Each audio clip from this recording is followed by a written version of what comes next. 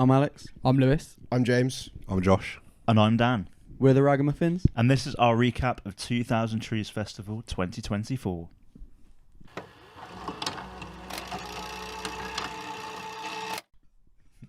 Yeah, man. I love that they've got the football on the Clash Finder. Welcome to our 2000 Trees recap. Josh has gone already. It's just like, fuck this shit, I'm out. Right, take 19. This is our 2000 Trees 2024 recap. You should have hopefully seen the vlog by now. If not, go back and watch it. It is a marathon. It is an epic. It is a film. Enjoy it. Get some popcorn. It basically is a feature-length film this time. It is. It's Ragamuffins feature length. Third year in a row for most of us going, I think, to be honest. It's second for me. Second for you. One of the favourite festivals we go to, I think, every year. We know Trees is coming around and we look forward to having a fucking sick time. I mean, yeah, spoilers. This video is basically just going to be us saying like what a good time we had and like breaking down the bands we've seen. So I did wonder whether first we should just get the couple of negatives out of the way. Sure. Should we start with the negatives just so they're done and then like on with what went down? You know it's good when you've actually got to try and think. Do you have one in mind? I can only think of one. And I think the main thing, which isn't even a big deal. I felt there are a couple I can think of now, but one of the main things at the actual festival itself was there seemed to be less toilets than last year. I think so. Which at peak times was very noticeable. Particularly in overflow camp, which is where we were. Like early in the morning or... Yeah, mostly early in the morning, I guess. When you just want to go and have like your morning wee.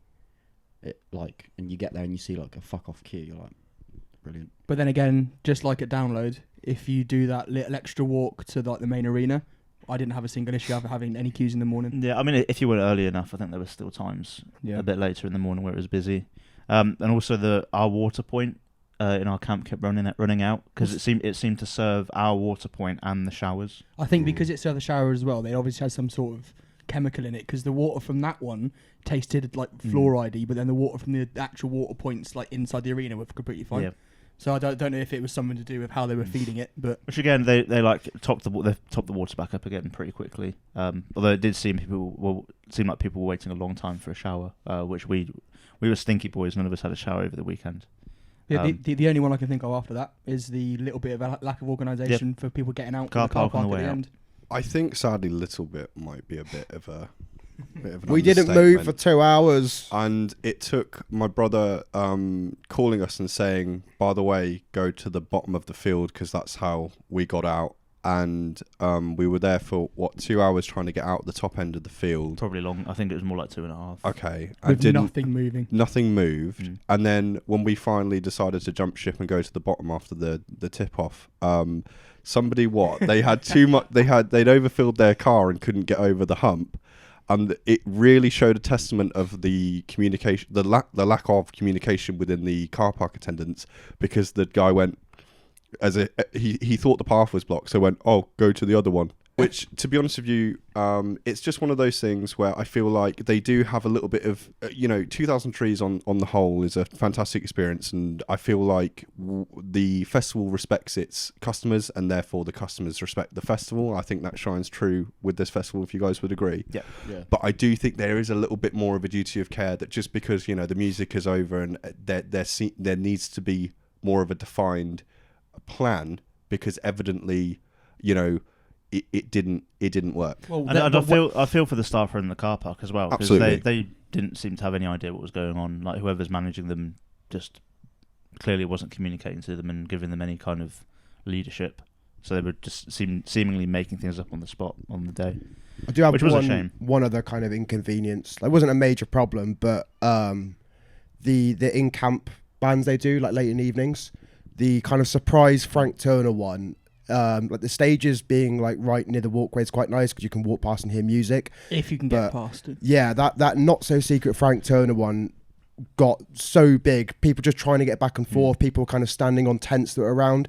The organisation of that maybe needs to be rethought slightly to actually have a certain space for it. It's very nice to have those sets, but I think when it's someone as popular as Frank Turner is and like he's immensely popular at Trees as well. maybe that needs to be a scheduled slot in the forest or something rather than a surprise. I just felt bad for the people that were camping near it because they were like having to form Or like, walls around their tents. Or do it. People would like standing on them and tripping over them. Or do it while the headliner's on, not after the headliner's So then, finished. if you really wanted to see it, you'd go. I'm not going to watch the headliner. I'm going to go and do that lovely little like. Well, not only that, but the Also, reason we got we got through, caught up in the crowd because we were leaving the headline set to get back to camp. Which there's always going to be a sort of part of that coming from a headline set, but that didn't make it any easier. Yeah. But if Frank Turner finished before the headliner finished, it was Broker, wasn't it? Then there wouldn't be that whole blockage. A compromise that I could see is maybe what if they position those stages on the edge where the sort of hill meets the forest, and they just do it on the edge of the where it's campsite. more open up. Yes. Yeah. I know it's on a little bit of a steep hill, but I'm pretty sure if you positioned it correctly, it means then that sort of your audience are crowding towards a place where tents are not. So that's maybe a little bit. It's just because it's right on the main walkways to the big, massive campsites. I mean, it doesn't happen often. Most of the time, it's not a problem. It's just when it's one of the big acts that's doing one. I will also say this. I kind of have a gripe that I don't know if like. It's a good gripe to have, but the Axiom and the Cave were rammed pretty much every set that you tried to go to, which kind of meant that there were a few times where, for example, Spanish Love Songs couldn't get in and ended up just like sacking it off because I was like, I can't see, I can just about hear.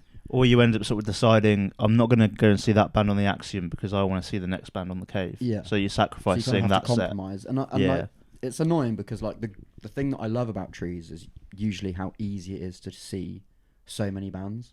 Whereas this year it did feel like I was sort of having to make those compromises. To be honest, which I guess is a good thing. Yeah, if anything, I think that's a compliment to like the bands they've booked this year. Yeah.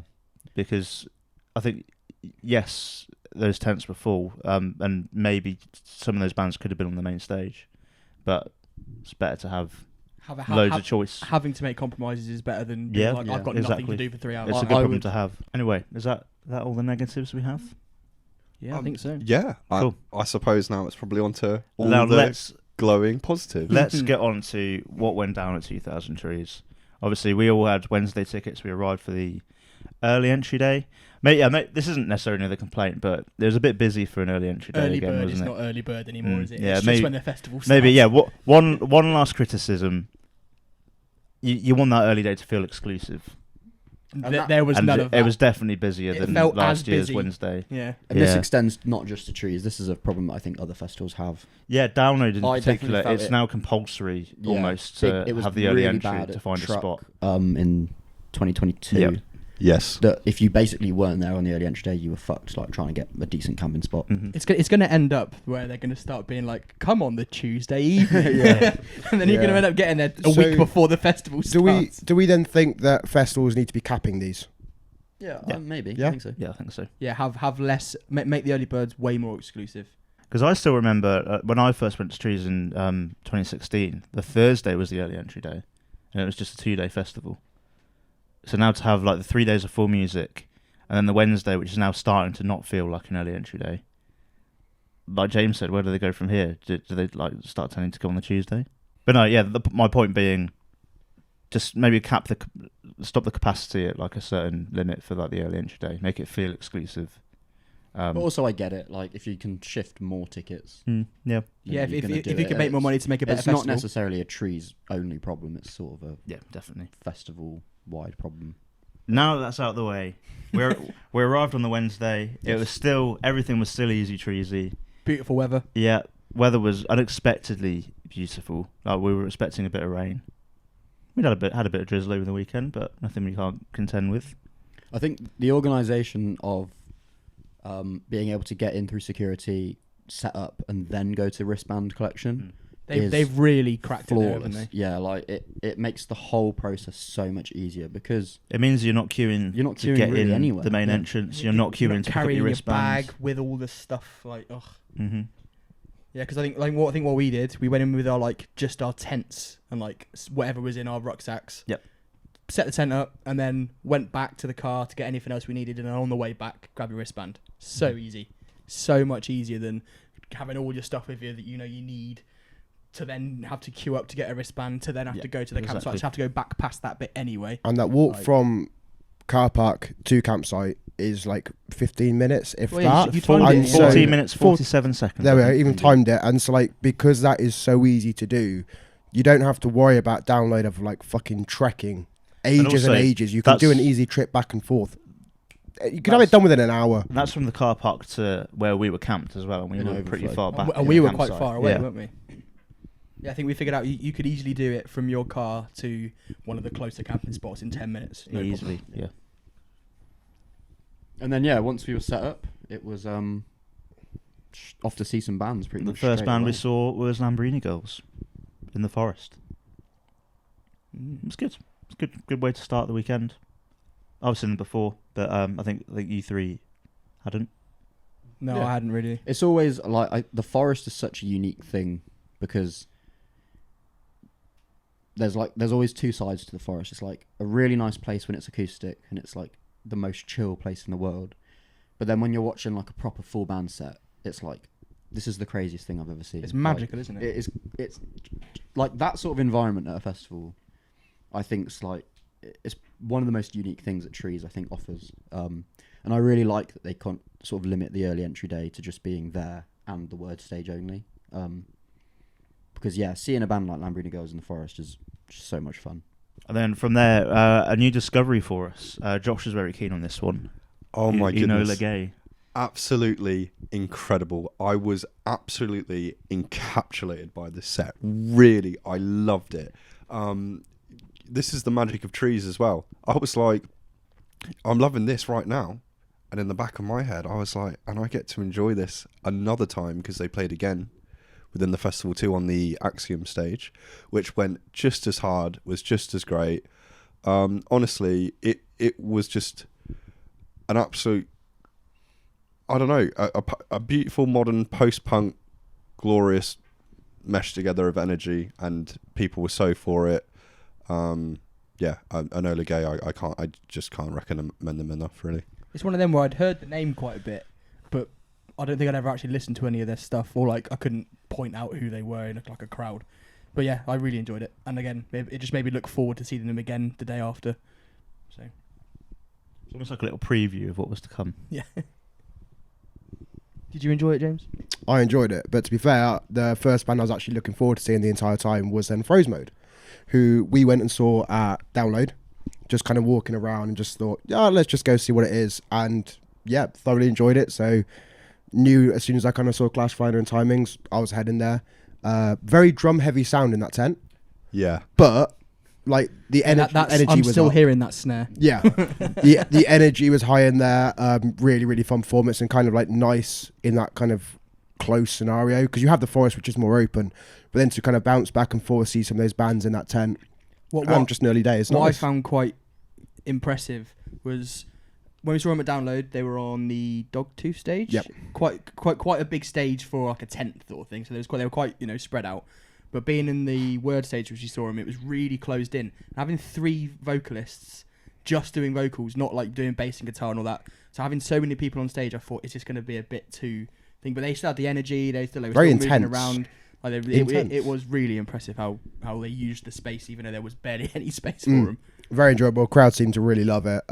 Really come away from that. A band I definitely need to check out more and listen to, I think, like coming away from it, which can be said for so many bands I think that we all go and see and kind of get introduced to and then forget and lose time, but need to kind of make points to actually listen to these bands. Meanwhile, I was getting myself set for the excerpts on the Forest stage, which 4 songs in, I kind of thought, hang on, all 4 of the songs they've played so far are off of their album from 10 years ago, which I've just forgot the name of.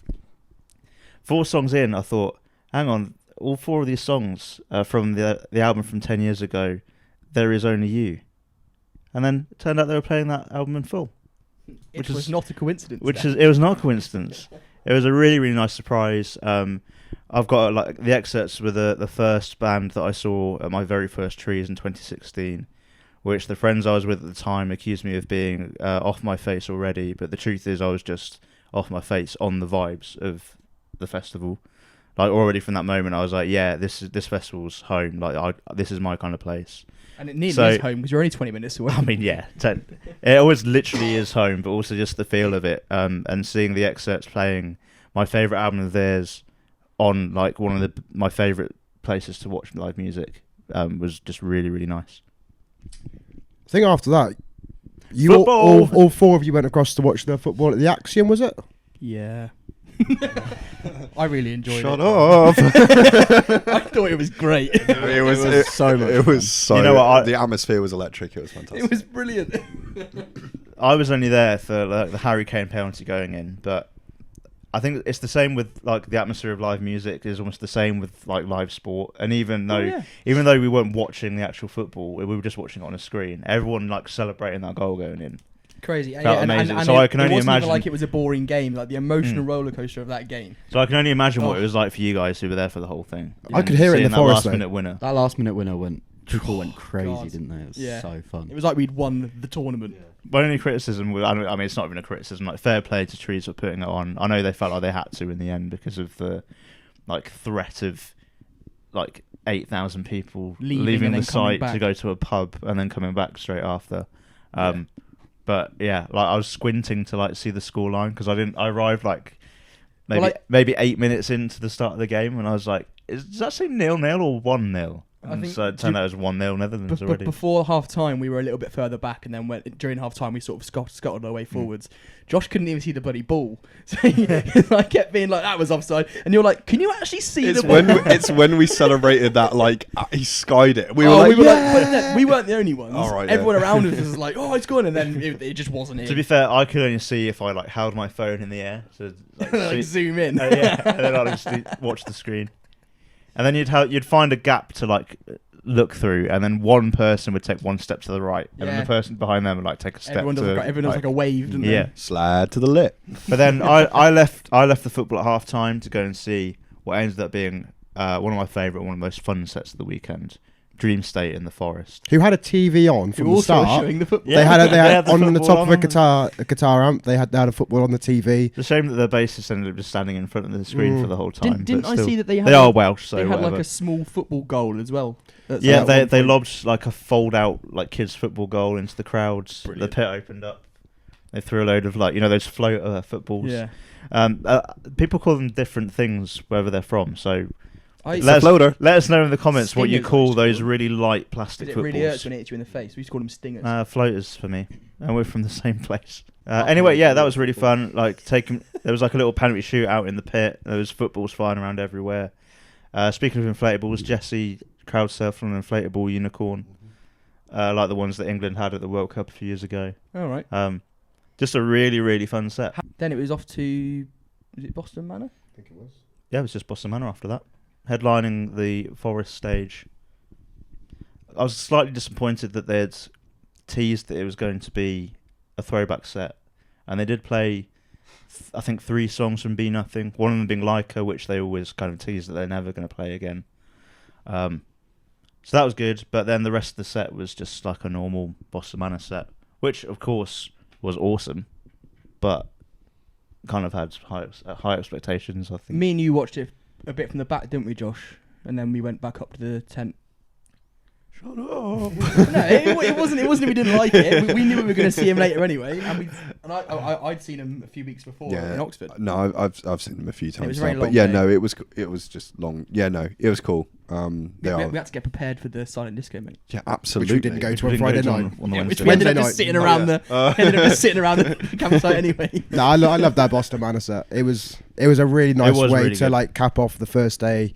Just kind of being there, arriving at Trees, feeling the vibe of it again. It's special, unique, as we'll say so many bloody times. I think a full band set on the Forest stage during the day is one thing. In the night with all the lights and stuff, and it's gorgeous. Everyone moshing and bouncing about and like singing along is like another level. It's really, really cool. Very special. And Boston Manor were a great band to headline that evening. And then it was Thursday. Well, first we thought about going to silent disco, and ended up just chatting shit until about 2:30 in the morning. Well, yeah, because we definitely had the plan of going because we all had our headphones. And then We'll- suddenly it was 2 in the morning. We were sat in the campsite with our silent disco headphones on. Yeah, it was just jamming. While these two are going, oh yeah, and another weird thing that happened at our school, and then we tell this story where you're like, really? Wait, what was that? We did the whole talk about We're all the doing weird shit that cool happened at stuff. Wood Green. Oh, shitting himself. yeah. Anyway, the day started with Overpower. Me and Dan went to Blank Atlas. The Yeah, day, we and did. me. They were good, you know. I really liked Blank Yep. Atlas. Yeah, it was about 10:30 in the morning, so it wasn't too early, but early enough for a festival. But yeah, One of the brilliant things about trees, though, the size of it is that you can just be sat around camp and be like, Yep. "It's a band on in about 10 minutes. Should we go see him?" Yeah, all right. And you And- can waddle down and go and see a band like Blank Atlas, and then just waddle back to your tent again, and then go and carry on with your morning. What a massive props to Blank Atlas, by the way. If they were playing at 10:30 in the morning and the tent was that it was really busy. that busy Yeah. for them, fair play. To be honest with you, if anybody's missing Prestamico, give Blank Atlas a listen. Definitely, Because yeah. I feel like it is really sort of one and the same. They looked like they were having so much fun as well. Yeah. I think it was. They did mention a couple of It might have been a times bit of a that it shock was their that it favourite was so festival. busy. But I think Because that's it was- that's a testament to Trees and the people that go there, because like it is truly a festival for music lovers. Yeah. And so if you have a band that early compared to Download, people are going to turn up for those kind of bands at Trees, and want, it's more like you can go and check out everyone with it being so close, so accessible kind of between stages, instead of fucking trek across the world at Download or something like that. Like you kind of have that urge because it's saying, like you say, 10 minutes away, let's go and check out that band. Fuck it, why not? And you can. It's so easy. Josh has something to say. Yeah. Overpower was where we're at next. We saw them at Burn It Down last year, and they were absolutely fantastic. The guitar work specifically from the lead guitarist and the intricacy of the solos with the sort of squealing whammy bar stuff. No, I'm starting to notice that sort of crossover is becoming really popular. Sort of where they the modern sort of thing where they combine thrash and hardcore. Bands like Grove Street, Overpower, and all the rest are doing it, and no, it was so good, and I can always get behind a band where the lead singer wears chainmail, because why the fuck not? From there, James and I went into the Axiom tent, as we kind of did a little bit of a hark. What be that? What do we hear? What's that beautiful sound? And that beautiful sound was from a band that last year we saw at Burn It Down, who we saw on the Apple and Parrot, who had quite a lot of technical difficulties, which sadly, from our perception, kind of really did sadly take away from our perception of their performance. The band in question here is Knives. And now I must say, I kind of went into that tent and was absolutely bowled over by the fact I recognised them from Burn It Down as the band that we kind of had a little bit of I think we watched them on an off day, sadly. But let me tell you something. I went to 2000 Trees to see some of my lifelong favourite bands, and I would still say that Knives absolutely blew my mind. They were absolutely off the chart incredible, and I expect to see really, really big things from them. It was absolutely beautiful chaos. And they had two saxophone players doing brilliant backing vocals that really helped elevate the lead singer's sort of like... It was quite a unique delivery. You're somewhere between like a hardcore vocalist and a post-punk sort of vocalist, and it just... everything worked. It was also another one of those sets where you're kind of leaving the tent and you still have these infectious choruses just rattling around your mind. Honestly, I'm telling you now, Knives is a band to watch. So impressed, and I'm so glad that I'm able to now leave seeing them for the second time and my perception being completely flipped on its head. Fantastic, one of the best sets without a doubt. I just completely echo that. There's not much more I can add. Like, the energy on stage was insane. Like, one of those bands that it's an easy comparison to make, but like a Slipknot in a way, but there's so much shit going on, you don't know where to look at times. And just that energy translated perfectly. It sounded amazing in there. And it's like, this was part of like a little run where I had, I think, from Overpower to Knives, and then we went to Negative Frame, Josh, where I find that there's once a time at any festival we go to where I don't really have a lot going on, I don't know who to see, and I take abuse of Josh's knowledge of bands, and I just follow him for a few acts. And every single time I've been, it's been a band that I'm like, yeah, sick, I enjoyed that. And the streak is still going strong. We have not dipped at any point yet. But no, that Knife set in particular was like definitely something that stood out throughout the course of the time at Trees as a really enjoyable, energetic, fun set that you kind of come away from with like a really good vision in your mind and makes that mark of like, cool, next time there is somewhere I'm going to, I want to check them out again, which is always a positive when you're finding new acts. Yeah, if there's someone that you want to follow around a festival to see good music, it's this boy over here. Follow that guy, find him, follow him. I don't think he's ever missed. No. Josh, don't miss. And it goes to show that you should always give bands a second chance, which is something we'll come back to shortly. But then, Negative Frame we went to, didn't we?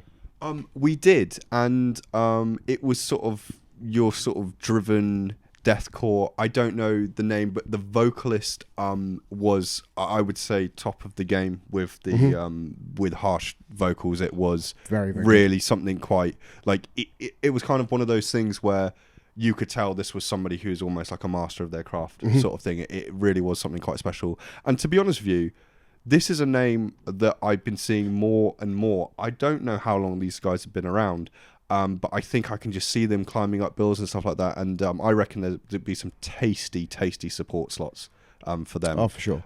So I'm excited to see where Negative Frame get to. They could be sort of one of those ones to watch, like the progression of Graphic Nature, for example. I think Negative Frame might be the one closely following behind. And I love the fact that like Trees, I think in the past couple of years in particular, maybe like last year, this year, starting to lean a bit towards heavier music now. There's a lot more like hardcore, metalcore, deathcore influences coming through, which is my jam for the most part. They've kind of given that kind of music a home on the Cave, haven't they? They have, and it's nice to see that coming through, because then there's going to be a lot more bands like who I will just see and instantly be like, fuck, this is sick, who I can just kind of pick up from that. And I think just gives a wider array of artists a chance to play at a very, very special festival. So meanwhile, Glennie and I were situated back in the forest watching an acoustic Spanish love song set. A band that I love, and like again singing them in the forests, doing a unique acoustic set after they were meant to play the festival in 2020 and haven't been able to come back since. Amazing to have them come back. There's just something about Dylan's voice, which we've mentioned when we like reviewed their albums before, that just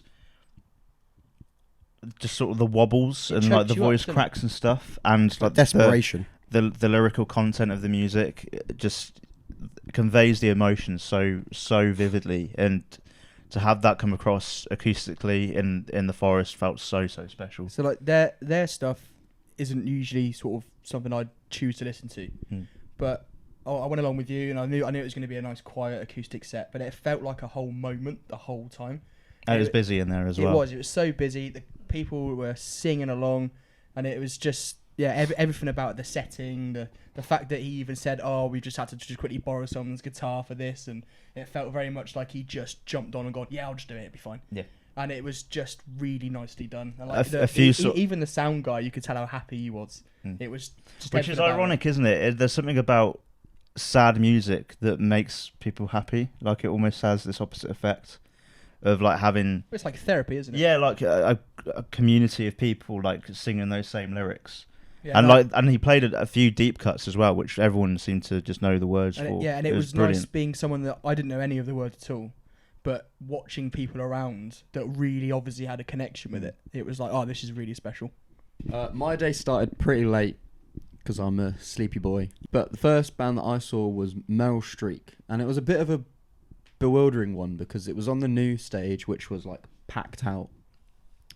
And I thought, what's all this commotion? Like, you know, what's the hubbub? What's the hubbub? There's a lot of people here. And I went in and it was just a bit bizarre. It wasn't really not my bag, baby. I like to give like sort of like everything a chance, you know me. I must say I didn't quite understand that one. And there was a hell of a lot of people in that tent. Next up for me though was Static Dress on main stage. Now if Meryl Streak didn't wake you up, this sure will have done. It's weird because I mentioned earlier about the Cave and the Axiom like always being rammed.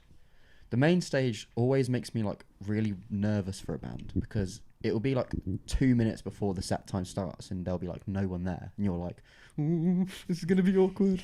And then like all of a sudden people just sort of flood there in like an instant.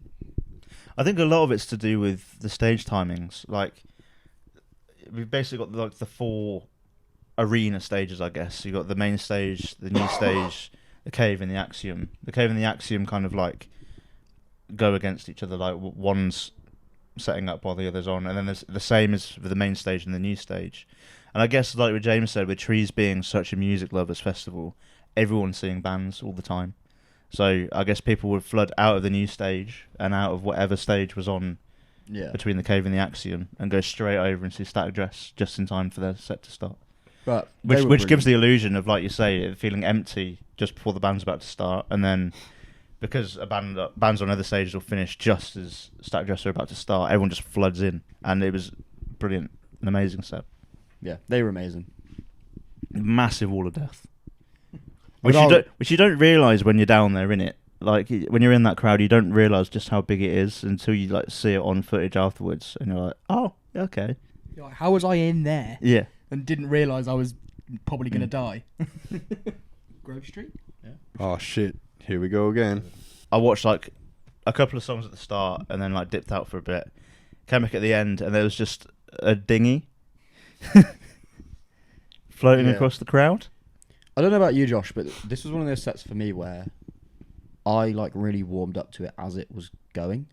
Like at the start, I was a bit kind of so about it, but by the end I was like all in. I was like, this is sick as fuck. I really like this. So very excited to see them again at Burn It Down later this year, because I think whatever venue they play at Burn It Down will go off. I imagine it'll probably be I hope there's not upstairs, but the attic, I guess it might be. I reckon so. That would be really sick. So yeah, super fun band. And this was the start of a very busy run of bands for us, where we were hopping between the Cave and the Axiom, because we jumped over, or at least most of us did, I think, to go and see Spanish Love Songs doing a full set. And I think possibly my favourite set of the weekend, personally. Just again, like the vocal delivery, like the unity of everyone singing all those words together. The strength of the set list as well. Like I think they're very aware of that, like one album being like Brave Faces, everyone being like the album that's kind of made them. So playing a very like the set was sort of very heavily leaning towards songs from that album, but the new stuff sounded great as well. A couple of oldies, and just a really special like feeling set, and probably the most treesy band out there. And then it was a very special set for us, wasn't it, Alex and Josh? Yeah, man. We had the Mighty Movements, who put on one hell of a show, didn't Phenomenal. That's the word, dude. They are phenomenal. To be honest with you, I just think that band goes from strength to strength, and it's reflected in the how feral their audience goes. It was magical, and I feel kind of blessed that we were able to see them at 2000 Trees. Sort of one of our favourite bands at one of our favourite festivals. It just was so right, and you know, I'm so excited to see where they're going to go. I think Daylily personally is one of the best contemporary songs of sort of like our generation personally. Sure. That showed from the crowd as well, because the noise like coming from that amount of people, overwhelming for the whole set, but mostly that song, it was crazy. Every single person was singing every single word. I mean, all I can say, if you're not on the Movements train yet, but buy a ticket. The Movement's movement. Yeah, buy a year pass. You know, just a year. Well, no. What do they call it? Day rider? No, that's that way. Season pass. Get an open return. No, they were brilliant. What I really like is that, you know, they have an album that is held like so dearly to so many people, and yet the way that they've evolved their sound into like this very like 2000s British indie inspired, very danceable alt rock. I thought it was a really balanced set. It's really really infectious live, and the set was really well balanced between like they even played Kept. Really fun, and going all the way back to songs like Kept was brilliant. Yeah, they're amazing. They. Oh God, where would you put them if they came back? Well, it was probably the one we were most looking forward to. Yeah, and it didn't disappoint at all, did it? As soon as we saw that they were on the bill, we were like, "Holy shit! Yes, cannot fucking wait." And it still gives me sort of like a little bit of a ooh every time I think about it. After that, it was round 2 for Boston Manor.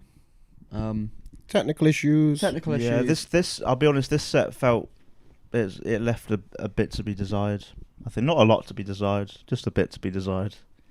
But there's the technical issues at the start, which seemed to be the same technical issue that they had at the Oxford show not long ago. And then basically the same set list as the headline set on the just Forest, minus the throwback song, which was quite disappointing, to be honest. After they've been teasing for a while that it was going to be 2 different sets. I think also like I think back to and hold very dearly their main stage set in 2022. Yeah, that went off, and like watching that set in 2022, I was like, this is unquestionably a future headliner of this festival. And it's not that I don't still think that, because I do still think that they're going to get to that point. But I think maybe it was like a little bit down to like my expectations of what that Axiom set was going to be. Perhaps, but it was maybe I was sort of whelmed. Yeah, it was still a great set. They didn't really do a lot wrong. It did feel like a step down. Yeah, it just didn't feel like it got into that like over that barrier of being like special. Do you know what I mean? Which. Especially being but there coming was out of Movements as well. There was a feature from Pat from Movements at the end as well. Yeah, which the harmonies were excellent on that. The what were? Harmonies. The irony of getting a voice crack for the word harmonies. And then I think we sort of all went our separate ways a little bit after this. I went off to Caskets. What was it like? Unbelievable.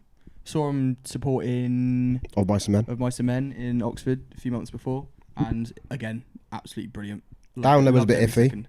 Download was a bit iffy with the sound. Well, that download, isn't it? But this was the best time I've seen them after quite a few. Like seeing them now a couple of times in particular. Crowd was great. Sound was fantastic. Like now starting to really know some of the songs. It was really, really fun, enjoyable set. I really enjoyed the production on it as well. Go hard. It was really good, and I think like this was the major turning point for me with Caskets in particular. I think in terms of like, I'm on board now. I really, really bloody love that set. Meanwhile, were you at Manchester Orchestra as well, Josh, or were you off somewhere else? I was, and I was a bit confused by that set, of what I saw of it, because I was under the impression that it was quite like an ambient, sort of slow, kind of sad band, maybe a less technical, like American football. And I was genuine when I watched. I think a lot of their more popular songs are, but I think it's the 10-year anniversary of their album Cope, which is a bit more, not quite shoegazy, but you know what I mean, some heavier guitars and stuff. It was one of those things where I wanted to like it, and sadly, my perception of what I was seeing and hearing was the word bland, I'm afraid. That's fair enough. And I really wish it wasn't. And maybe, in reflection, I maybe should have given it a bit more of a chance.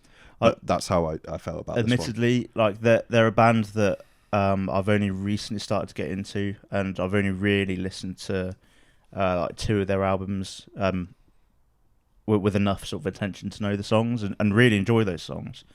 But unfortunately, they didn't play much from those 2 albums. So for me, when they played the songs that I knew and were familiar with, I was like, "Oh, this is great. This is really good." But then when they were playing the songs that I wasn't as familiar with, bland probably is a word I'd use. It just wasn't really captivating me at all.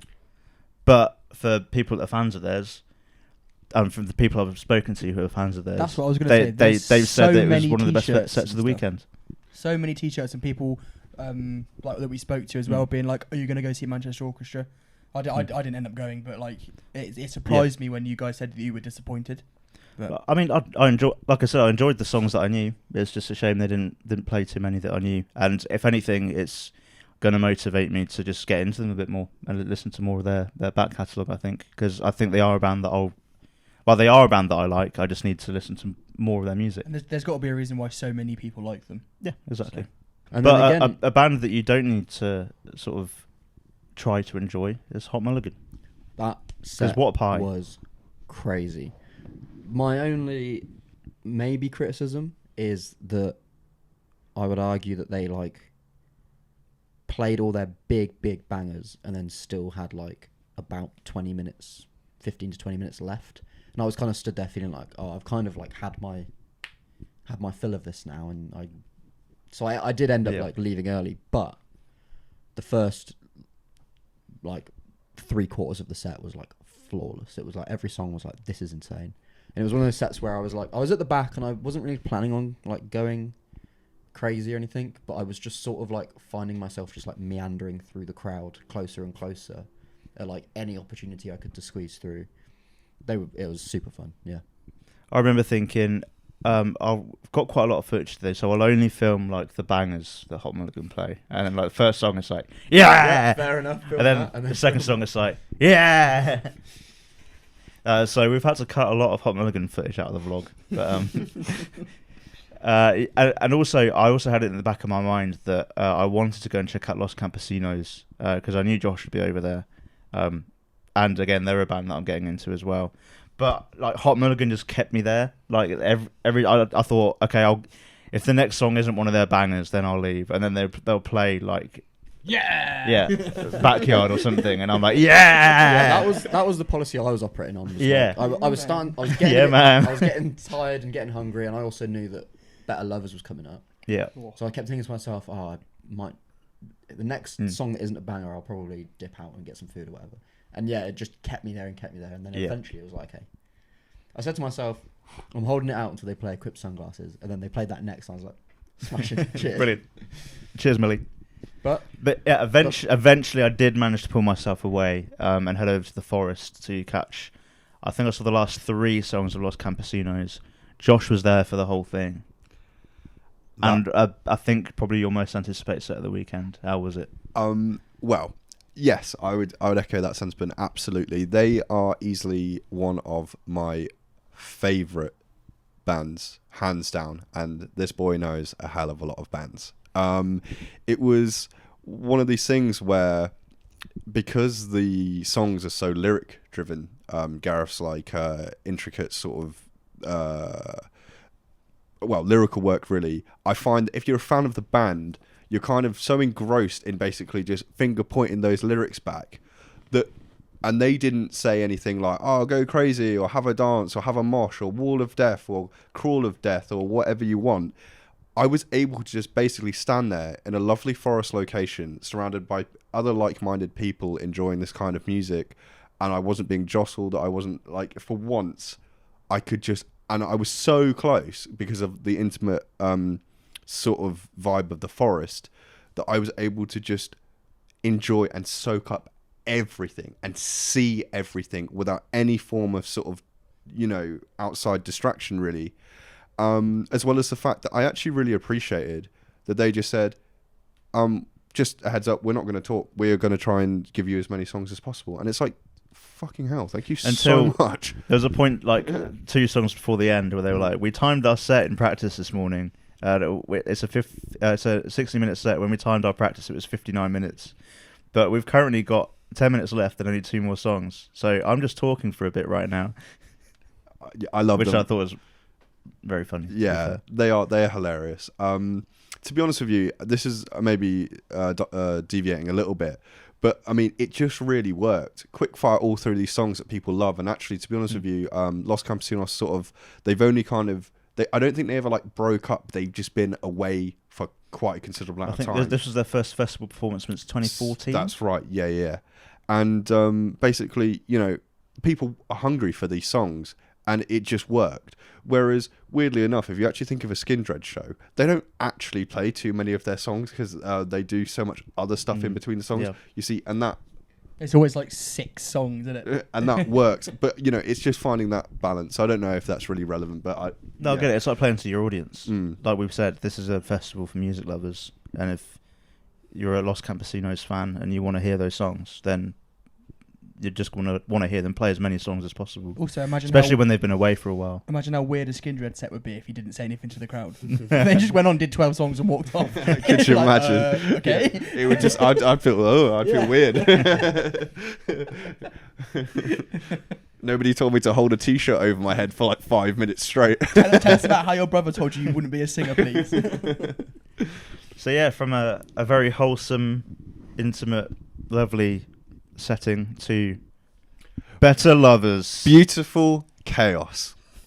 My favourite band of the whole of Trees. Best set for me. This was my favourite set. We got to the barrier and like crowd surfing was insane, and we were next to each other. And the amount of times like people were flying over our heads and we'll kind of catch each other and just both grinning ear to ear and having such a lovely time, which we've never done together before. Well, that was the thing. They've never had a lovely time We've never had a lovely time together as brothers. No, all these years. it's just detesting each other for decades now. Or just like a little, just little brief nods, but no, like to do that with you, like that's core memory now that I've got, to be honest, from that set. But we had just such a fun time. It was the chaos I wanted and expected.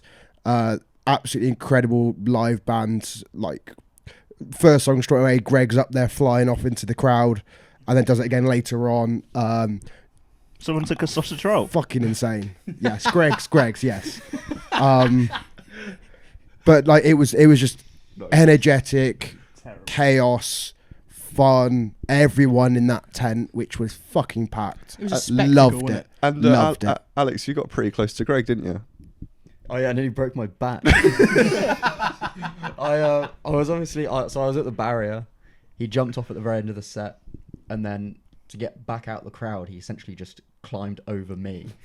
But at this point, I'd turned around to look at what was going on in the crowd, and he sort of like clambered over me, and I then bent all the way back, and I was like, "No, Greg, please."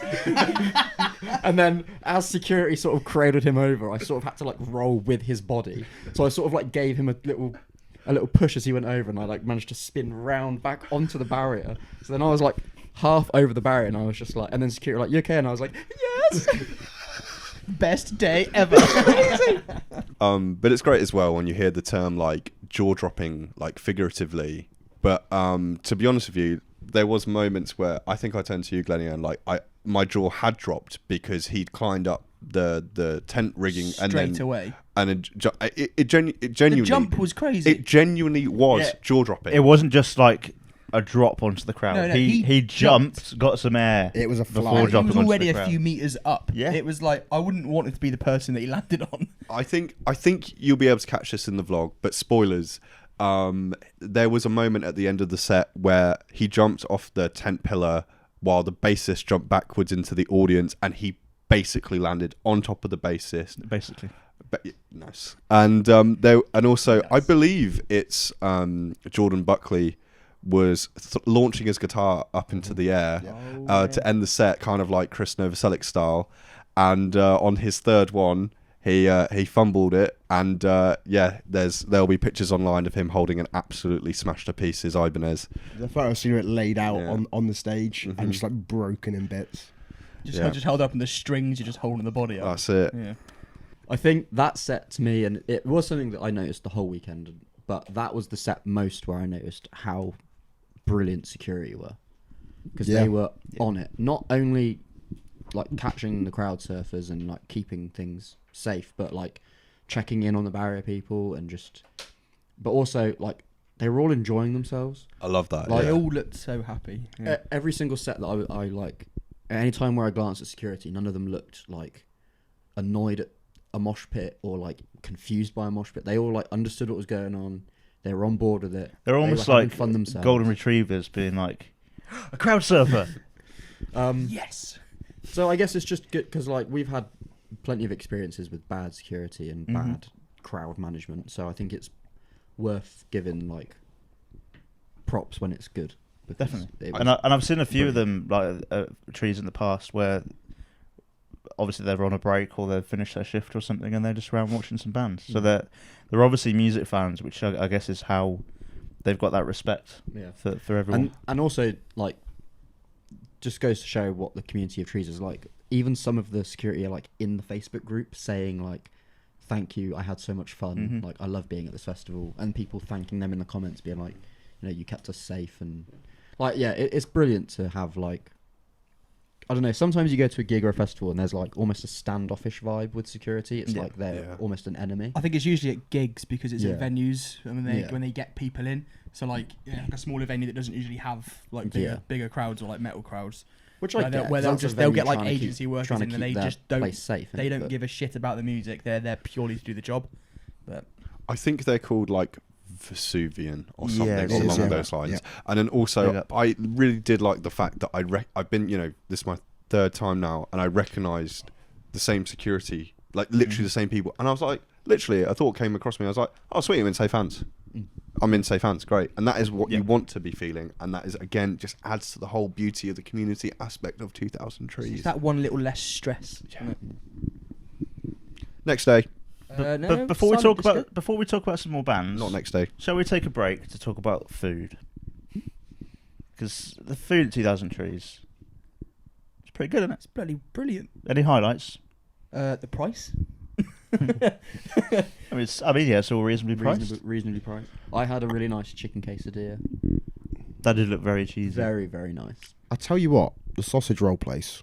Oh yeah, the sausage. I had a gorgeous I chorizo. feel like that was a new addition this year. I think it was sausage roll with baked beans for like £6, and it was good size, and it was bloody gorgeous. It was like the talk of the camp one morning. I'd woken up and you guys were like, "Did you have?" We went and got a pulled pork sausage roll this morning, and I was like, I was showing you a photo of it. Like, there you go, look, look at this. You won't believe what we've just found. And then it was on my mind all day, and then I was stood there when you just salivating. Literally, I stood there when Bob Dylan was playing, and I was like, I want a sausage roll. I need you. We ended up using that one as like our little marker point. Where we did. That was our meeting point. It was like a safe point. If you want to know where to find us between bands at 2000 Trees next year, we had a roll sausage roll stand. At the meeting point. There's so many. Get him out of it. He's on the roll. Someone stop him. Josh, favourite food?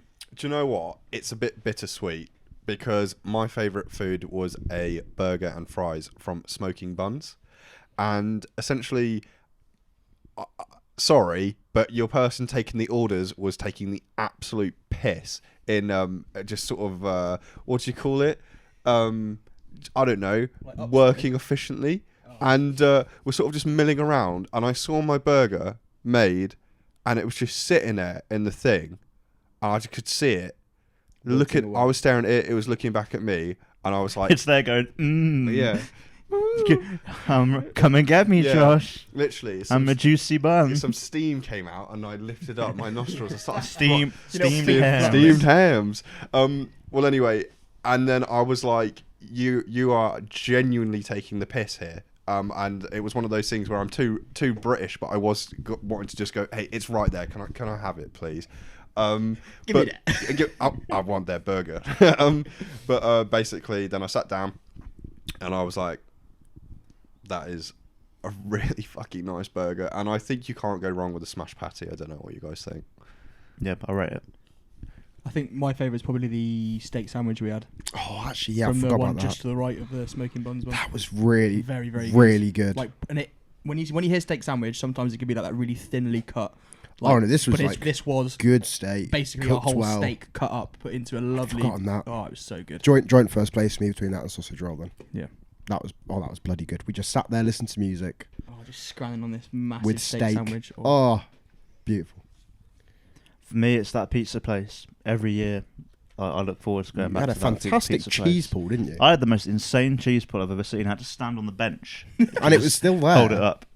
I don't think we actually got any footage of that. It might be in Rob's vlog. But I'm not vegetarian anymore, but I did have a vegan burger from No Frickin' Chicken, and it was probably up there with the Smoking Buns burger as well. Actually, come to think of it.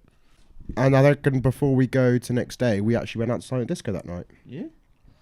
Yeah. And I tell you what, you're not going to find a place where you can switch songs from Taylor Swift to Whitechapel to ABBA to Polaris, other than 2000 Trees. So then a live band doing a live set. Yeah.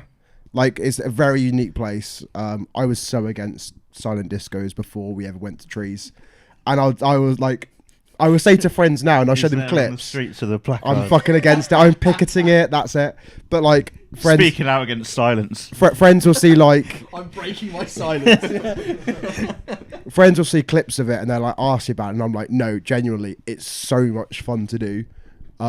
It's like a really good thing. Like And- every time you're like pointing at your one to try and get everyone to switch into the group, and then it's like the confusion on a face, and then you get the like, yeah, and you just kind of start bopping with it immediately. It's so I have much got fucking one fun. gripe though, Go on. and it's only me that really has this issue.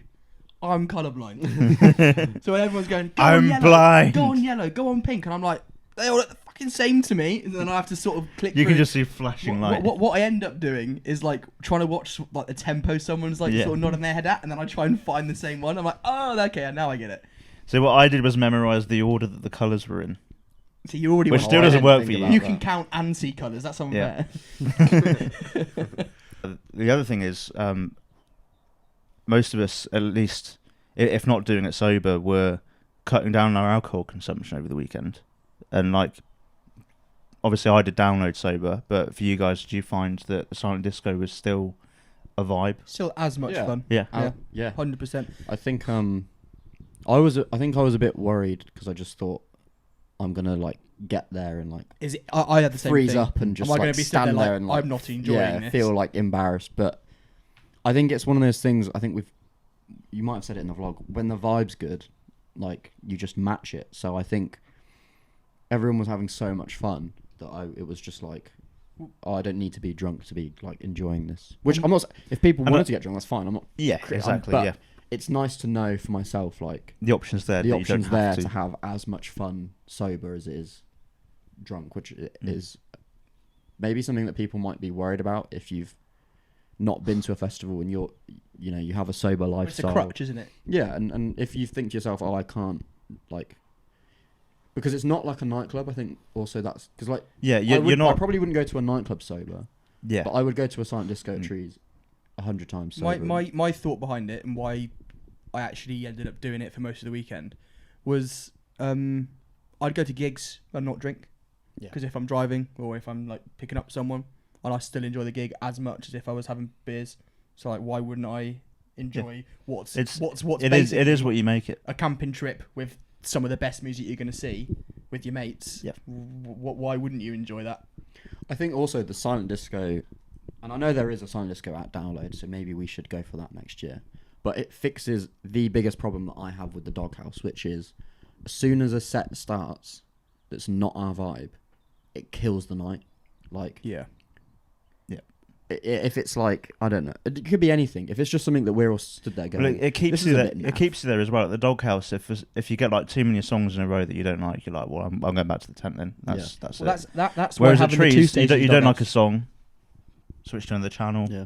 Switch to another And channel. again, you there don't we have go, to, like, vibing. One of the years at Downloads that we went, they had like 2 stages that were playing different stuff, which was cool. But then if there's something you're not vibing with and you walk, you've got to leave your friends or the Yeah, group splits exactly. up. With a silent disco, and I'm just explaining the concept of silent disco now, but the fact that we can all be listening to different stuff and all having And, like, and it's so much almost fun it's together. almost funnier. Like Yeah. you've got Chapel Roan over here, and then you've got Whitechapel and Chapel Roan. Well, it's also what I noticed was there'd be periods where we'd all be listening to something different, and then we'd all sort of sync up. And Yeah, then, or you'd then like it'd be, stop and focus on like what your mate's like, singing, and it's what's like, he doing? And oh and yeah, then I want a suddenly bit of that. You It's look half and, the and fun, everyone's yeah. everyone's just singing along for like 3 or 4 songs, and then it sort of splits up Or you again. hear something and it's like, oh, it's the Wonder Years on Red. Dan needs to go to Red right The now. I be- could- the best, Yeah, then the you're best like- way was to take your headphone off and listen to what everyone else is singing, because you can tell each Yeah. channel because everyone's singing along to different things. I remember watching you at one point, and I could tell without like changing or listening to it that it was Misery Business. I just remember for an instant, I was like, yeah, it's that. One more point about the silent disco before we move on is that, and again comparing it to the Doghouse, hang the DJs, all is forgiven. I've mentioned it in the vlog already, but the amount of times that for some reason at Download they put them on the Doghouse at like 4 o'clock in the morning, when we've already had enough of the Doghouse and we're trying to go to sleep. And if you're not familiar with Hang the DJs, they're basically like, they do happy hardcore remixes of everything, and it's all like It's just and very high Versions tempo, of in really your good face, songs. very noisy, and it kept me up at night. To download so many years running, but this year tuning into them on the silent disco was some of the most fun I've ever had at Trees. I loved it. Yeah. And like you could tell that hundreds of other people were loving it when you could just see the sea of whatever colour their channel was. They to be honest with you, I loved all the D&B and stuff like that. Whether it was a remix, it was refreshing. Whether it was a remix of like those Kerrang classic songs that we all know and love. But I've got to be honest with you, there's only so many times you can hear Psychosocial, to the point where D&B is kind of like, something. I think that's it's always the same like Kerrang-esque songs at like the Doghouse, and Well, it's because they know that that's what people are going to. which be is singing fine. Yeah, along I to. get it. It is a crowd pleaser, but like a part of me is like I've spent all day listening to alternative and heavy music. I kind of want to go and just listen to Some liquid drum and cheesy bass. pop songs or drum and bass or like stupid deathcore. I think like having the control of your night is what makes it so good. Also, we didn't really do it this year, but because of the way that the camp's all set up, you can actually listen to the silent disco sat next to your tent. Yeah, Like so you can just party in camp. Yeah, you can just party in camp. So if you don't want to go down to the tents, anywhere on the site you can be listening to the channels, and it's brilliant. Which is always nice walking around the site at night and just seeing those are all like different colours, just People just singing lighting along, up the whole campsite. To conclude Silent Disco, 2,000 Trees, give us a slot next year. Oh, imagine this. We want a Silent Disco slot. Imagine We want a the live scenes. podcast, or the Silent very, Disco very set. least a live podcast. I would just like to bring to light how refreshing it was to talk to so many of you. Even to go back to the Wednesday, to be honest, to be there kind of first kind of walk down after the second trip, camps all sorted, let's go check out bands, let's go and actually enjoy Trees now. And like day one initially of just like so many nice people coming over to say hello, just like blew us away, to be honest. And that continued throughout the weekend. I may as well touch on it now. Like we did interviews with people on the Sunday as well throughout the day, which thank you to everyone that participated. It was just so fun, just to kind of chat with everyone then, but also throughout the week. Such nice things that you said, which we really take to heart. So thank you very much. We appreciate it so much. And I guess I think it's also a testament to the people of Trees. Carly even made Alex a Taylor Swift themed friendship bracelet. Yeah, big up, Which was Carly. lovely. Yeah, fantastic. She has her free t-shirt. But no, yeah, thank you to everyone that came to say hello to us at Trees. We always kind of love chatting with anyone who kind of engages or watches with our stuff. We felt like rock Just- stars. Exactly. But just to talk about music with everyone, it's wonderful, as cringy as they're going to be. It's very, very like humbling and an honour as well that like seemingly a lot of our audience crosses over with the audience that Trees attracts as well. Music And lovers. it's very nice to have so many like-minded people that are always just willing to chat about music.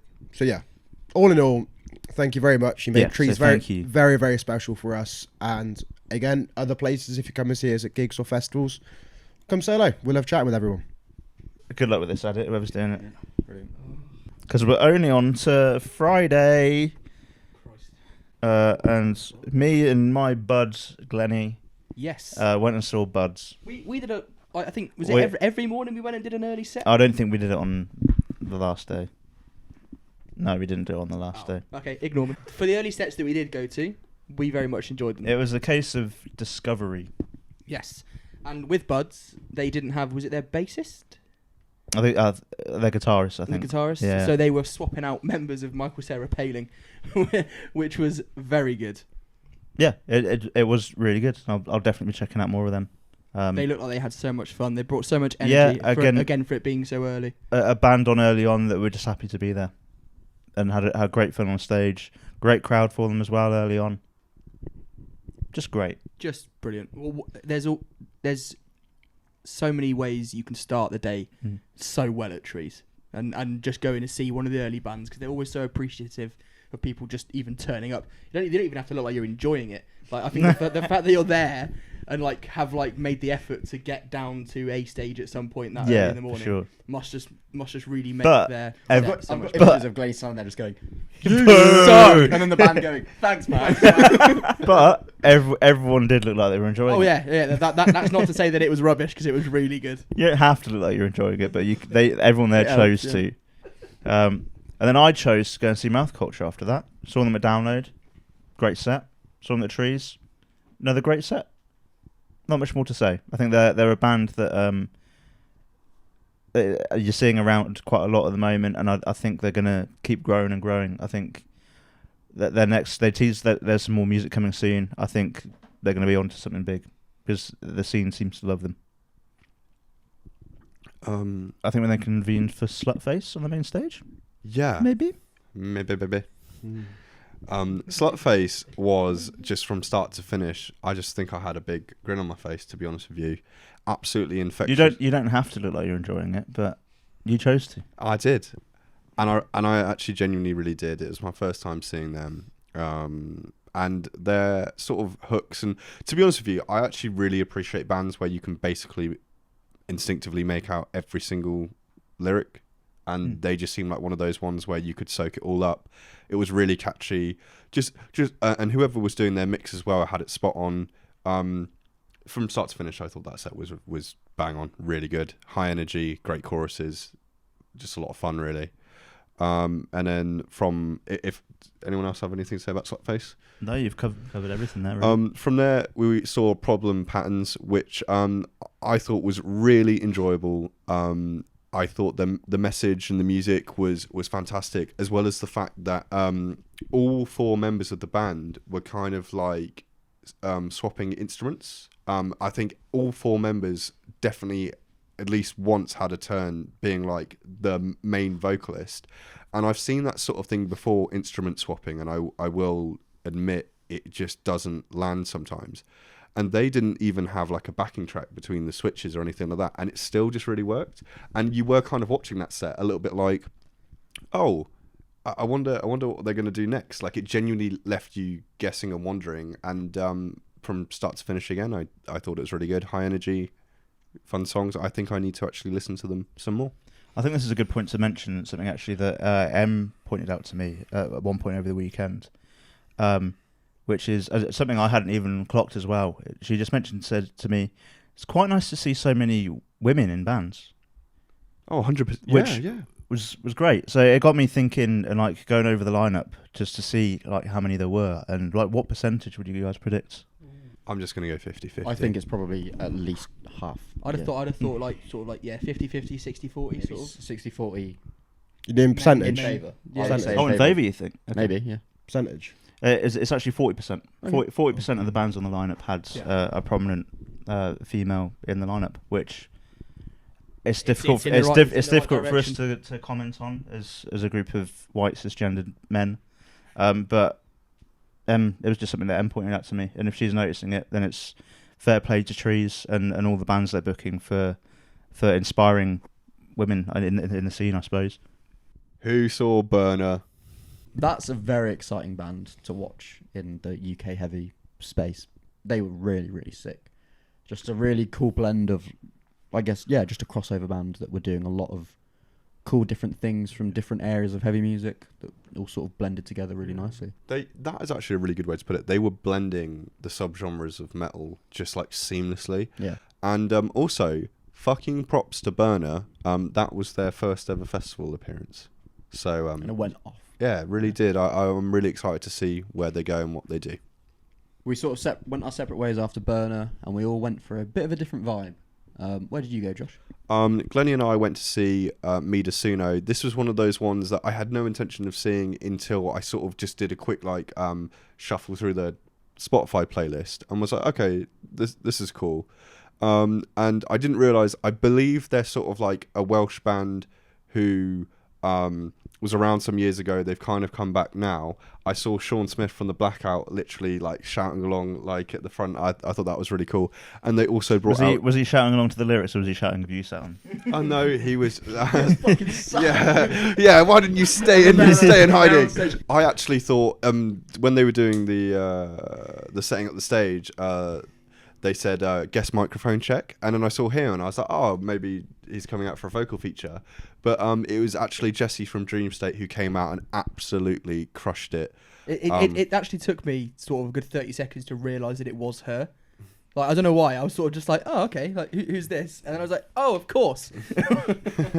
But yeah, it was a really good set. I find with them, a lot of their stuff, their lyrical content was quite repetitive, but in a good way. And I would implore you to check them out and see if you agree with that statement. But again, so the reason why I saw these guys was, if in doubt, follow Josh. And he said that you should definitely give these guys a listen, and yeah, wasn't disappointed at all. And meanwhile, I made a recommendation to Alex to go and see Katie Malco in the Forest. Yes. My recommendation was, I think I sold you on the point of, she's the Midlands Phoebe Bridgers. And I was like, perfect. That's a bit of me. I love the Midlands. Yeah, this set was definitely a change of pace from Burner. But I loved it nonetheless. I think this may be the only time that I gripe at the Trees audience a little bit. Because I'm with you on it does that. quite It was a bit chatty. infuriate me that you go to arguably like the quietest stage that there is during like basically an acoustic band to have a chit chat. So I was like, fuck this, I'm just gonna go down to the front and watch it from the front. And you stood right next to the speaker. I stood right next to the speaker and I loved it.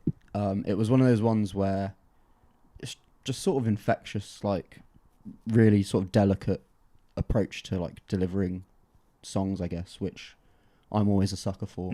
I love that sort of stuff. Like, and it was nice again just to get away from the madness of like the Cave or the Axiom and just go and chill out for a bit. But yeah, stop chit chatting through band sets if you're stood at the back. It's annoying. Glenn and I then went Other to half. go and see Other Half. I'll let my other half talk about this one. You've put me on the spot. What did I write down? Nothing. Brilliant. I can't write. Other Half was like some more beautiful chaos. There's a bit of like a running theme here, and they make quite a racket for 3 members. And I've got to say, the particular style of the guitarist and vocalist is really unique. Like I haven't really seen quite a play style like it. But in my opinion, it definitely goes outside the box. But it works really well. I couldn't say about myself. Yeah, check out Other Half, and yeah, see if you agree. Came together for People. This was a set that people were chomping at the bit for. They had their debut show last year, after Preston Miko came to an end, and I think we said in the vlog, like, the set last year, I heard a lot of good things about it, but it was all new, so it was kind of an unknown vibe. But going into it this year with the EP, having a lot of time to like sit with the EP, I was really, really excited for this, and it went off. Like, that is, maybe to me, like, that's the most Treesy band that I experienced over the weekend. Like, that's a band That's that fair, I think that band will be like a staple of that festival for like the rest of their career. I think they'll be, maybe this might be a massive long shot, but I think they could be a future headliner, like well down the line. Because I already think they've got all the ingredients for it. I think. They've got a sound already that I think could like fill arenas. Like, I think they have like a massive wall of sound. The way their vocals are like layered and delivered, and the way they sort of write songs that really enable like crowd participation, like really simple things like just throwing in like haze and like chants like that. It just makes it really easy to just get on board. So, especially if you've never really listened to much of their stuff before as well. Like, if you can get a vocal hook that's, you know, really easy to grab hold of, and even if you don't know what's really going on, you know when there's going to be like a sing-along bit. It just, again, obviously watching bands that you know the songs for is always way better. But if you can make it enjoyable for people that have never listened to anything you've done before, that's always going to be a plus. mark my words, that I'm locking that in. They will headline Trees in their career. Bank. I then saw Sweet Pill, which are a band that have been recommended by a couple of people in the Ragamuffin Club. If you're not in there, click the link in the description. Come and chat music with us. But also, they're a name I've seen around before, and then literally the first couple of songs, I was like, I know these songs. I've listened to this band before. I don't know where I've listened to them from. My assumption is because they're based in Philadelphia, they've probably done something with the Wonder Years at some point. And if they've done something with the Wonder Years, then you've definitely I've heard listened them. to it. Yeah. So yeah, that's where I think I've heard of them before. But they probably autoplay on Spotify. For probably, at the end of a 1 year album. That's how I got into Caskets. Like they would always just on whatever I was listening to after. And the first time we saw Caskets, I couldn't get my head around how many songs I knew. That could be all I ever get is Throne. Isn't that weird? That's a joke.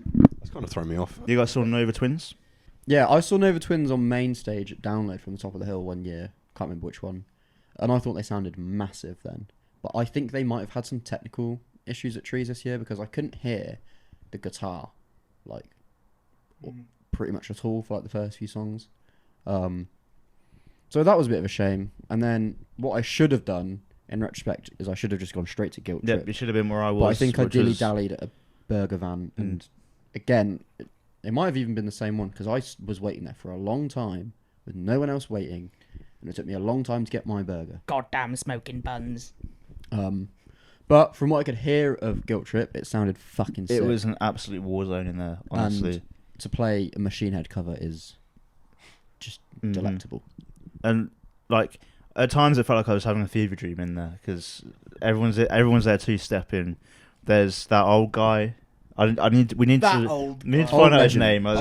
Should we give him a name and then we'll try and find his name. I'm sure I've seen him mentioned on Instagram at some point. Ian. Let's not call him Ian because that's my dad's name. Oh yeah. Let's not do that. Grandpa Trees, we'll call him for Grandpa Trees. Sorted. Grandpa Trees was in there, like on someone's shoulders, having a sick time, going like this. There's Yeah, man. Tigger's there. He's a Trees regular as well. There's an inflatable pig there in the circle pit. It just felt insane, like, and just made the set like that much better. And Guilt Trip I've seen a few times recently, but this is the best time I've seen them. They were just solid. A few technical difficulties at one point. I think it was like a speaker must have blown up or something because they just stopped suddenly. But I wouldn't. At the times I thought, I wonder if they've stopped this because it's getting a bit rowdy. But no, it seemed there were some technical difficulties. But even with a 5-minute stoppage, they still finished their set like 5 minutes before the end. So don't know how that happened, but incredible set, so much fun. I feel like absolutely wild. They're Feral. like a good release away from like really taking like a big step because their live shows. Severance is probably what's put them like on this level they're on now, and then it could even be just one big single that propels them even further and gets people revisiting Severance because they are so tight live. Yeah, like, every it's time so immaculate they've been brilliant. The way they play and the way they deliver their set, and it just needs like the right crowd. And I mentioned it in the vlog as well, going from the first time we saw them, which was basically opening Outbreak Festival a couple of years ago, where there was just one or two people two-stepping, and we thought, this is going to be a good start to the weekend, to then sort of flash forward to where they are now with basically that whole tent moving was amazing to see. And yeah, big things coming from them. Turnover? Yeah. What a lovely, relaxing set Turnover was. Yeah. I was just sort of like hypnotised during the whole thing. I felt kind of complex about it. I didn't love it because but I'm not the biggest Turnover fan though, so yeah, I don't know. Peripheral Vision is such a, to me, flawless album, and it's such a like a well encapsulated like vibe that I think intentionally they haven't replicated since. But the problem is there was like I think a noticeable change in crowd reactions to Peripheral Vision songs compared to everything else. And I get it because that record's old and you don't want to just play that forever. You want to obviously play your new stuff as well. But there was just a part of me that was like, in a way, it's like I've just got to get through the new songs to get to Peripheral Vision. It's like a reward. Which it's like a reward. Is that's maybe on me for viewing the set in that way and having that mindset. But when they did get to like the Peripheral Vision chunk of the set, it was brilliant. So I had no sort of like sort of idea going into it because I'd never really listened to any of their stuff anyway. So I wasn't like looking for certain songs. Yeah. I just went into it as a whole new thing, and yeah, I really enjoyed it. Oh, that's good. Yeah, so maybe I'm the problem there. That's just my take. What about you, Josh? Because you were there as well. I was. Put you on the spot. No, to be honest with you, that was the second time I've seen Turnover. I was lucky enough to see them in a basement venue playing during the sort of Peripheral Vision era. And I'll say this, like, from some of the other material that isn't Peripheral Vision, I do like, but it's like kind of selective. Peripheral Vision was great from start to finish. The other stuff, some of it's good, shines through, and they're a bit like how I find Block Party. Like, I do really love them, but it doesn't all hit for me. I think that particular set was... It warmed into itself, but there was a massive correlation between it warming up and hotting up when more and more Peripheral Vision was played, basically. And I think that just from the presence of the band, I might be right to assume that I don't know how stoked they are on that, to be honest with you. Like, as if to say, like, oh... You mean they want to leave that behind? Yeah. Yeah. But, I mean, I might be reading into absolutely nothing there. I think we'll maybe gloss over Bob Villain quickly, because we've seen them so many times recently. Villain Fest was decent, wasn't it? He did what he does, didn't he? Yeah. He did what he does. Did what he does. It was good. Sometimes a man's got to do what Last a year man was better. does. Last year was better. Yeah. And I'm sick of the what is going on guy. Oh, yeah. Change your Sorry. act up. He's all right. The stretching was getting a bit tiresome now. It goes on for a while, doesn't it? Yeah. Fills up a lot of the set time, which they then run over traditionally. Well, I'd left Turnover early because, like, I kind of, similar to you, never really delved into it, and it just really wasn't my vibe. So I think, like, 2 songs in, I was like, I got a feeling Palm Reader's going to get fucking busy for their last show. 13 years culminated into one night. Like, I never got into them early. They were the first band, like you said earlier, with the Excerpts. Palm Reader were the first band I ever saw at Trees in the Forest. And ever since then, been a fan. Saw them at Takedown, where it was a very, very good set as well. So I kind of wanted to be there, start to finish, at a really good spot for history. And it was phenomenal and very emotional set. You could tell throughout various times in it, despite, like, later on when they very visibly were upset and kind of crying, but there were teary eyes from all the band members throughout. They brought back all band members to come play songs. You could tell they were kind of looking at each other at various points, and different members would interact, like they were really taking in that moment. Played deep cuts, which they hadn't done for a while, and you could see fans were going absolutely feral. And to me, that was the headliner for Saturday. This was the last band I kind of saw, because I just thought, I need to go and see this. And it lived up to the hype, and it felt like the best possible send-off Palm Reader could have had. Like, just bringing all their history into it. They are a staple Trees band, and it couldn't, sad as it is, it couldn't have ended, I think, in a better way. It's got to be one hell of a feeling knowing that's the last time you're ever going to play that song on stage with them people. Like, the emotion that you must have attached to them songs anyway, but knowing, like, because most of the time bands don't actually know this is the last time we're going to do it. Something happens, they, like, you know, there's an argument, or like for whatever reason It's been on the cards for a while. Whereas this has been a planned thing, and just getting on that stage and doing it for the last time has got to be one hell of an emotional roller coaster. Well, Glennie strutted on over to the Forest. I strutted my way on over to the Forest with Emily for my favourite set of the whole festival this year, and it's Thumposaurus.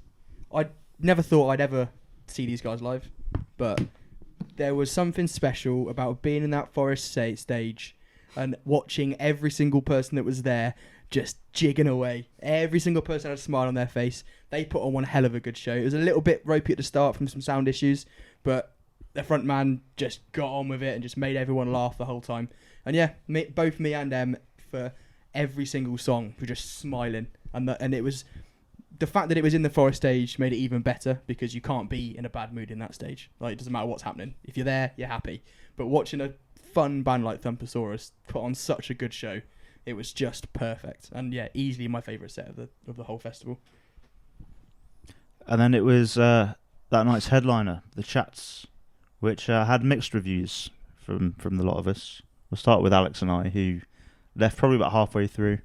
I mean, I felt like once he'd heard 3 songs, he'd heard them all.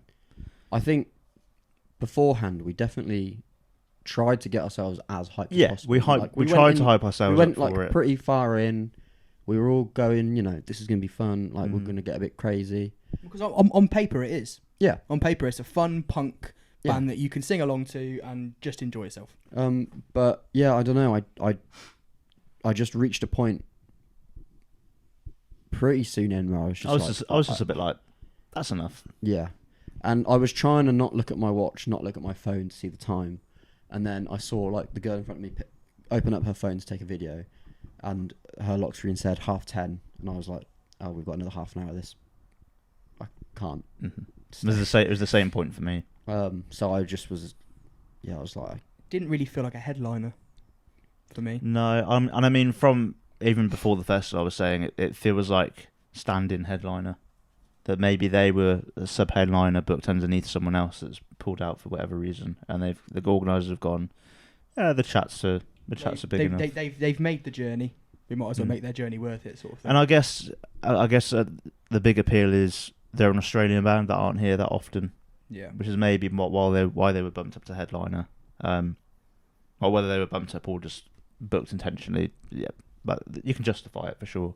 Yeah, because it's a long old way to come without. You know what? They were good. They sounded good. Can't really fault them. It just wasn't really for me. It was just a lack of show repetitive for me. It was very much the three of them on stage, bassist, singer, guitarist, drummer. Yeah, and they did their songs, and that was it. Like whereas the headliners we've seen before at Trees, they put on one hell of a show, as well as the music being good. But it was, I don't know, it just wasn't as fun as I was expecting it to be. Josh, however, stayed for the whole thing. It was my third time seeing them. It wasn't necessarily bad. It just, I would understand that if someone was to say I've kind of seen 3 or 4 songs, I feel like I've kind of seen all of what they have to offer now. I kind of feel like that's a bit of a fair statement. And you know what? In their defence, they literally mentioned it during the set, saying his next song is the same as the last one. Yeah, it's got a very similar chord progression with different lyrics. Yeah, and I'm going to say it's about being in Queensland, Australia. This song is about a hot day. This song is about another hot day, but not that one that we were singing about earlier. But I'll just say this. I was Australian, by the way. This might be a bit of a bold statement. The Midlands. This might be a bit of a bold statement, but genuinely, in hindsight, I wish I actually maybe would have gotten to the tent and given Empire State Bastard another chance instead of watching the chats this time around.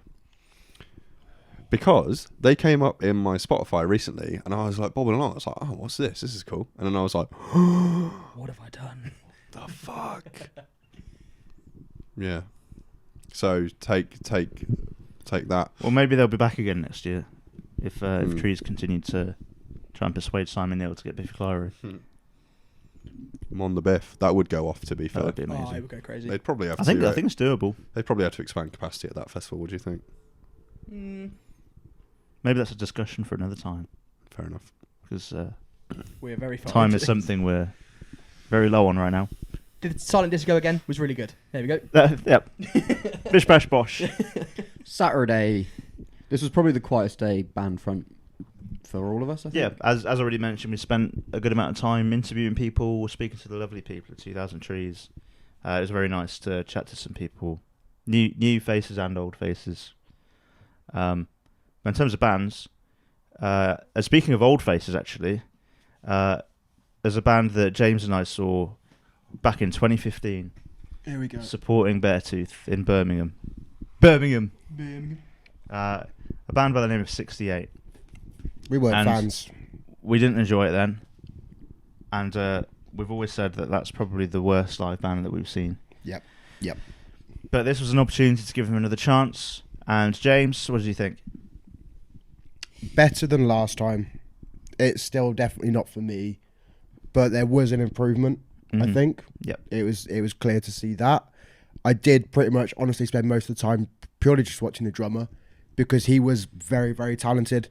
I don't know how many sticks he had up there, but fucking millions. Like threw them out to the crowd like every 30 seconds or so. It was constant. But like I found him really, really interesting to watch as a drummer. Just the way he was like kind of changing between how he was playing styles. Like he'd flip very quickly back and forth between like traditional and standard grip on the snare, which I was like, oh, okay, intriguing. We'd play open-handed, cross-handed. So like drum-wise, I found that really intriguing.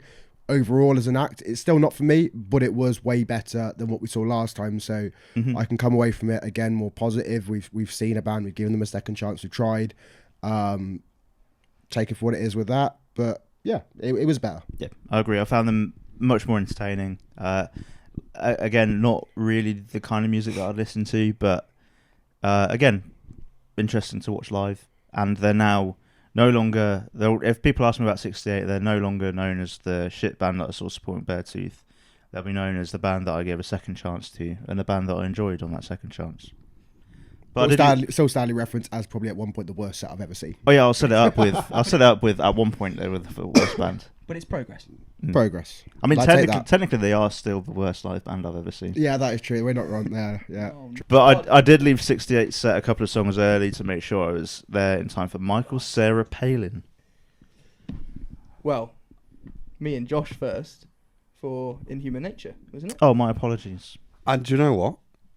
I can't fucking remember a single thing from it. I wrote some Brilliant. notes because I realised that I'm really bad at this, so I don't write notes. So the notes I had was bit of a muddy sound. I remember now. Really great riffs. It was just hard to stay there because the sound was so sort of like washed out and muddy. That was it. But from what we could hear and what we saw, it was great. It was purely the sound that made it difficult, which is probably why you've sort of washed it away from your head. Mm-hmm. And then I left 68 set a couple of songs early, which I might have mentioned before, to meet up with you guys to see Michael Sarah Palin. Yes. Which is a set that Josh has described as inspiring. Yeah, genuinely watching a bassist and that good tapping away. Simple as that. Yeah, I found it genuinely inspiring to pick up my instrument and become better, get good. Thank God. I knew that was coming. I could have written that down on an envelope. Anyway, yeah, Michael Sarah Palin was absolutely fantastic. It's almost as if I wanted a little bit more. Did you see Panic Shack? Yeah. I feel like we're racing through these now. They're really good, and I love anything with. I love a punk band with a choreographed dance routine. Always. I know, yeah. Then we made our way to Cauldron. Sick as fuck. The excerpts, yeah, I'll gloss over the excerpts. They had a nice big crowd on the main stage. Wasn't as enjoyable as their throwback set on the Forest, but that's mainly because that was just my favourite album that they played. And they brought out Josh Franceschi towards the end for a very nice surprise feature. Teenage Wrist. Teenage Wrist, yeah. That was a busy tent for Teenage Wrist. Very packed. I didn't realise they were American. They were brilliant, but sounds really good. They didn't play the one song I actually wanted to hear, which was a bit annoying. But they should have known, shouldn't they, Alex? They should have known. But they sounded great. And then anyone see Angel Dust? We could hear we heard a bit of Angel Dust while we were interviewing people, and they sounded brilliant. That was it, yeah. And then Josh sort of scarpered off for a little bit. So basically, before that though, I saw Into It Over It, and I was quite excited for that. But I've got to say, that was fucking boring. So you weren't into it, and you were over it. And I was over it. Yeah, I'm sorry. I like he was on a bear run. Can't really. I just that's it. Angel Dust. Now that was an interesting one. Angel Dust, I absolutely love, and I've been a fan of pretty much from the start, really. And to put as a testament to how enjoyable it was to be involved in the interviews that we did with some of you at the festival. To be honest with you, I came away from the interviews, went to Angel Dust, and I couldn't concentrate on these songs I absolutely love because I just wanted to get back to be part of the interviews and hearing what you guys had to say. You meant that much. Right? Yeah. You meant that much to us. Mm-hmm. It was so wholesome. Yeah. And I was meant to see Death from Above, but I really needed a poo. Brilliant. Kid Bookie was next for me. Yep. It was really good. Yeah, the guitarist is terrifying when you're up close. Them contacts he's got and his cool hair and his just scary looking guitar was all just brilliant. And yeah, the crowd was loving it. Kid Bookie put on a great show. Yeah, can't fault it. First time actually kind of seeing him after being at like a few different places we've been to. And so it's like, okay, I actually really want to properly check this out now. I've got time to. And yeah, really, really good. Like I think you had a good point earlier. Was it? No, it was Josh. Like there's so much range kind of in what he does with it as well, which was cool because you can't find many artists who are going from like rapping to some actually decent screams, which weirdly did remind me of Corey. Like there was kind of parts to the tone of it where I was like, actually that kind of sounds similar. I think he's had some lessons. Also, one of the coolest security guards, which I think was his personal security guard, that I've ever had the pleasure of being near.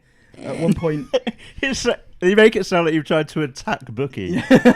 Yeah, he arrested me so nicely. No, He took great care of me. he had a bit of an issue with one of his mics and then couldn't get the backup mic to work. So whilst the song was going, he handed his microphone, the main mic, to his security guard. The security guard just looked at it, pressed something, went, check, and gave it back to him and just walked off. And He knew what he was doing. And then he fist bumped me. And I was like, I'm in awe of this man. He just looked like he was like, I know He what was I the need to do. coolest man of the weekend. I Yeah, think. it was like he scared the microphone into working. It was brilliant. Dad Bookie. Creeper next. Josh, did you go to Creeper? Yes, I did. And it was in that moment I realised that I have not listened to the new album enough. And I was like, all right, I don't know these songs. But I really, really loved genuinely how far that band has come. I've been with them since the first EP. I've been listening to, before Creeper there was Our Time Down Here. And to see where Creeper's got to now, I'm going to say the statement that I genuinely feel like if they keep going at the trajectory that they're going at, I believe they're going to be this generation's My Chemical Romance, to be honest with you. I think that's a fair statement.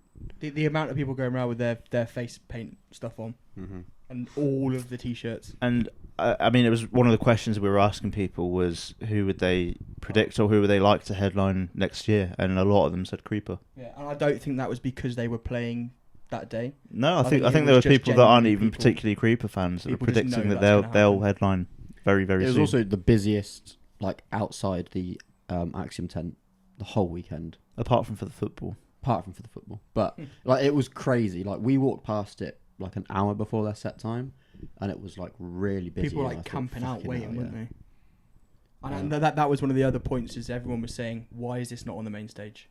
Like but then apparently it worked really well in the tent.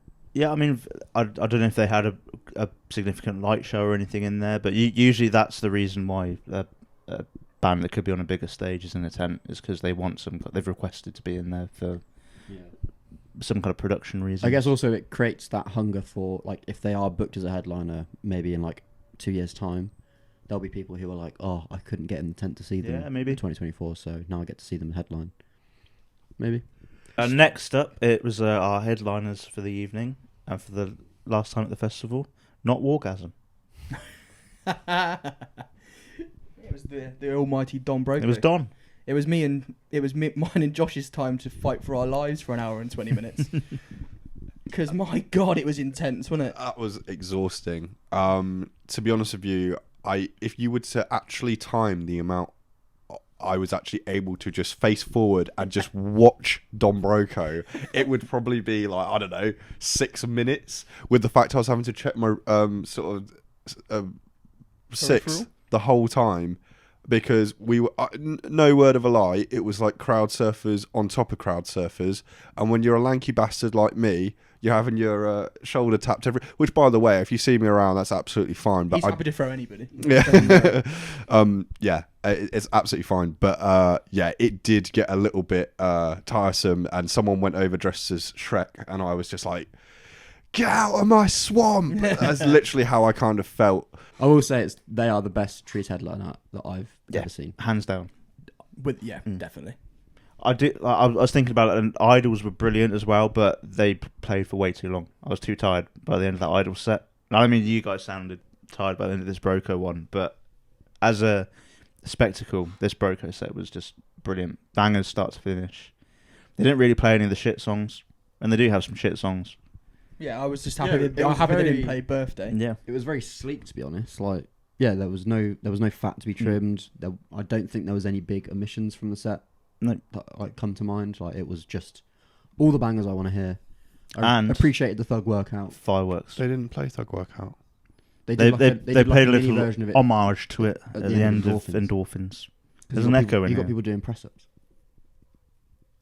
Oh You yeah. were Well, you were he probably was- too busy. He was trying to crowd surfing stop people doing yeah. press ups Oh yeah. No, because he wanted to keep it going and get that wall of death going as soon as possible. love Thug Workout, and that is a fucking testament to me not even realising, because I just couldn't concentrate. Have you realised that Endorphins is just Thug Workout?